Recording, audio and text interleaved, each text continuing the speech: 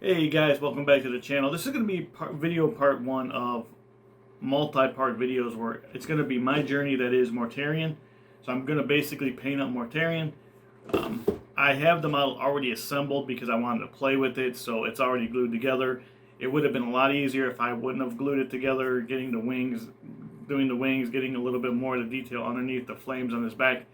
However, I did put them together so I can play with it, and it's going to be a little bit challenging getting into some of the nooks and crannies, but I'll manage to do it. And I'm going to record the whole process, share it with you guys, and let's just get into it.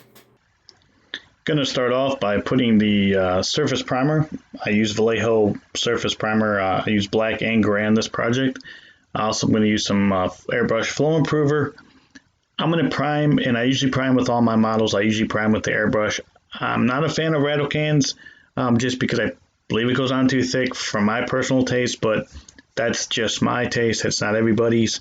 So I'm going to mix this up. I put a little bit of flow improver in my airbrush cup at a time. What I'm trying to do is get it to be like kind of like a skim milk consistency. Not really heavy. I don't want it as thin as water, but I also don't want it as thick as regular milk, I guess. So just enough that I'm getting a little bit thicker water. The thinethol priming technique that I'm going to use is you're painting the whole model black, and then you're hitting it on a 45 and then on a top to kind of with like a gray or a white. In this particular case, I'm using gray because I'm trying to highlight the detail. I'm also going to do the wings in a very light color, and if you've primed something in black and you're trying to do light over top of it, you're going to find that it's harder to do. You're going to have a lot more layers to put on. So this kind of skips ahead to me doing, because you don't need to watch me prime the whole model, but I am doing the light gray on the top of the wings. I did hit the bottom of the wings with a coat of black, a light coat of black, and then I hit them again with the light coat of gray, so it's a little bit more shadowed. So that's kind of what you're seeing on your screen now. All of the products I use, paints, primers, everything, washes, will be in the description below. Now you can click on and pick it up for yourself if you wanted to. Actually, I'll link to Mortarion just in case you don't have them yet. And while supplies last, because GW does sell out of this pretty quickly. So I'm hitting now, I'm doing the front of it, and my lighting I'm still working on, guys. So you're going to see the light reflecting off my hands and off this model pretty heavily. I'm working on it. I'm getting better, but I think I might have the problem a little bit solved. But I'm not professional, so we're working on that too. We're learning as we're going. So here you can see the model. You can see the light, the black. The black then hit again over the light with the wings, so it's looking, you got some shadow on the wing, and you can kind of see how the you can see most of the detail. Now I'm going to just hit it with the Death Guard green, and I'm going to do all his armor.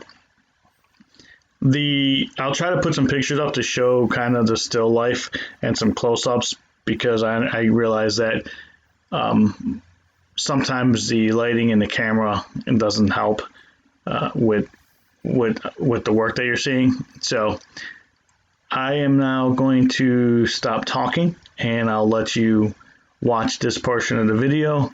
And if there's anything else that I think is important, I'll come back and tell you. Enjoy.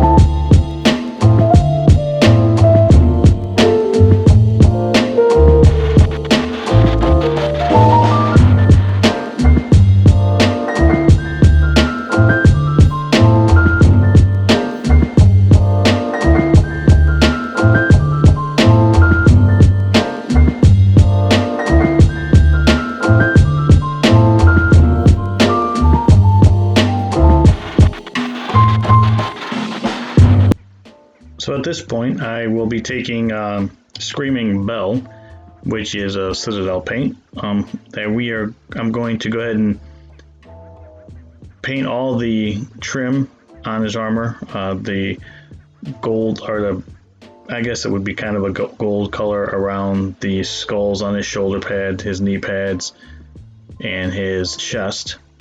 And I'm going to get on his breather around his face as well with this. I'm also going to paint up the little grenade bombs that the Nurglings are holding. And I'll get that all up. I'm actually going to do the tank as well on his back, but I'm going to stop at that. I'm not going to detail the tank and the iconology on top of the tank. I'm going to wait until I get to that portion of his body to start painting. This is only going to do it. I'm only working on his armor in this particular video. So sit back, relax, and continue listening to this groovy jazz.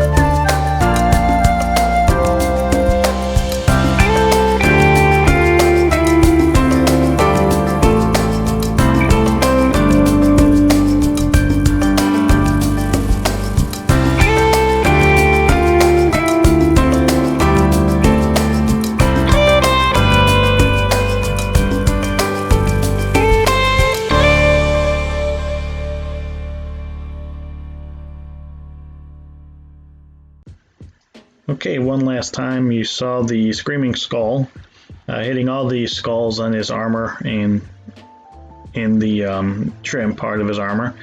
I'm also going to now use this Adrath Earthshade, and I'm just going to be pretty liberal with it on my brush and make sure I get all the nooks and crannies between the armor and his plates, the armor plating in his arms, legs, and chest, and around the grenades. I also hid the grenade pull pins with lead belcher, in case you didn't know what that was.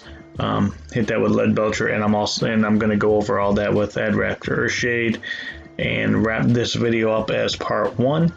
I'd like to thank you guys all for watching. If you have any questions, you can leave them in the comment section below. As always, peace out. God bless.